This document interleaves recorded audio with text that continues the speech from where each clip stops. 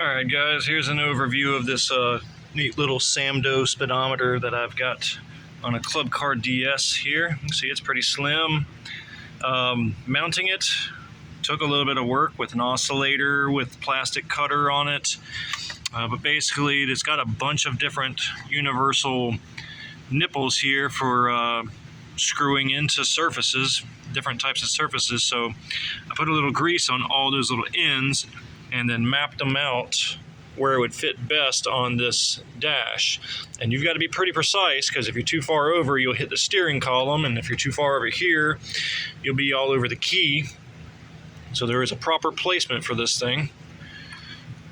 And a few things you got to shave out of the way to get it that nice and tight right there. But once it's in there, and then let me show you here, a big square has been cut out. There's a couple of extra mounting holes, but the only ones we really used was this one on the outer edge and that one right there with a spacer. And then the wiring harness comes out of it. And what I have a reducer on here that has a constant 12-volt output. And that goes to the red wire, which is, you'll see this in the instruction manuals that come with this. That's your constant.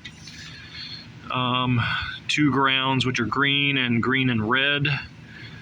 And then a black wire, which I've tapped into the headlight constant 12 volt. So as soon as the key is turned, it turns on the reducer, which makes this wire live, which turns on the speedometer as well.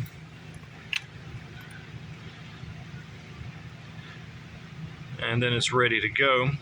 And what I'm about to rig up also is I'm going to tap into the RPM sensor just for the hell of it. And that is a red wire with a black stripe right there. And then that's going to run to the speed sensor on the motor, and we should be able to see an accurate RPM reading. But that's pretty much it. It's going to come with instructions if you get it from the right place. Pretty thorough compared to the one I had before. So there we go, red, green, 12 volts, and then the black, the ignition.